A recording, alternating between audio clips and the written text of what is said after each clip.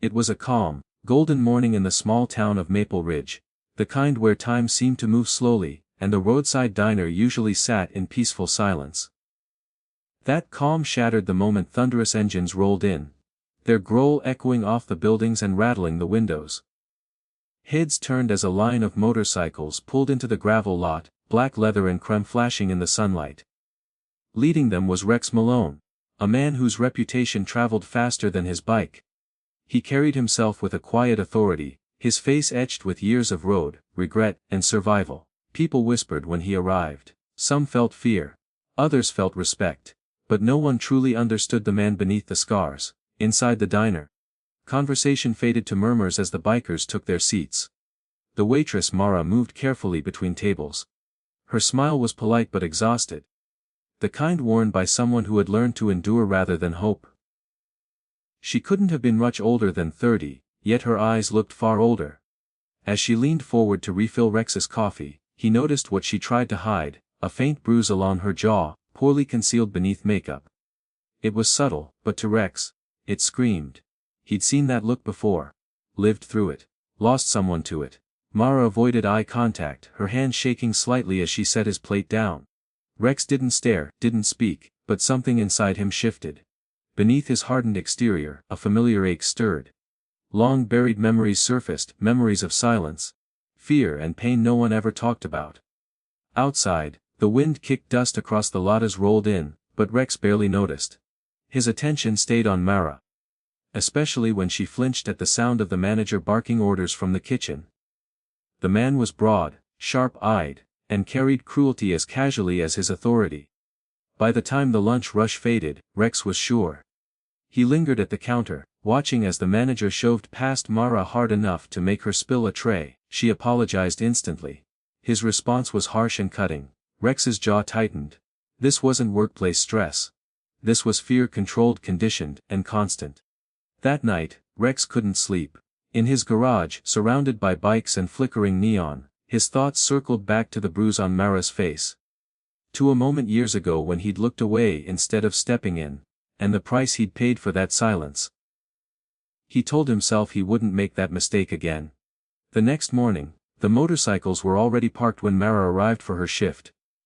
Rex sat at the counter waiting. When she approached, he asked quietly if she was okay. She nodded too fast, her smile unsteady. He gently pressed again, not accusing, not pitying, just calm and certain. That was all it took. The walls she'd built cracked. Tears spilled before she could stop them. The manager stormed out, ready to explode. The room went still. Behind him, the bikers straightened, their presence solid and unmoving. Rex approached the manager slowly, his voice low and controlled. He didn't threaten him. He didn't raise his voice. He simply told him that hurting someone weaker didn't make him powerful, it made him small. The manager opened his mouth to argue, then stopped. One glance at the men behind Rex drained his bravado. He turned and left, cursing as the slammed behind him. Silence followed. Then Mara whispered a thank you so quiet it barely carried.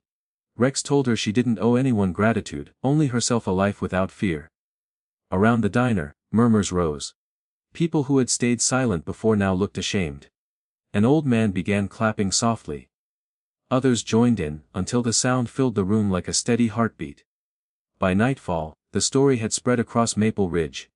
The bikers people once feared were now seen differently, not as trouble, but as protectors. Mara left the diner soon after and found work at a small cafe, where she was treated with dignity.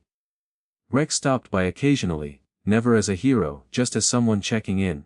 Her smile changed. This time it reached her eyes. But the greatest change was in Rex himself. For years he'd hidden behind walls built from loss and guilt. Helping Mara crack those walls open. His brothers noticed it too.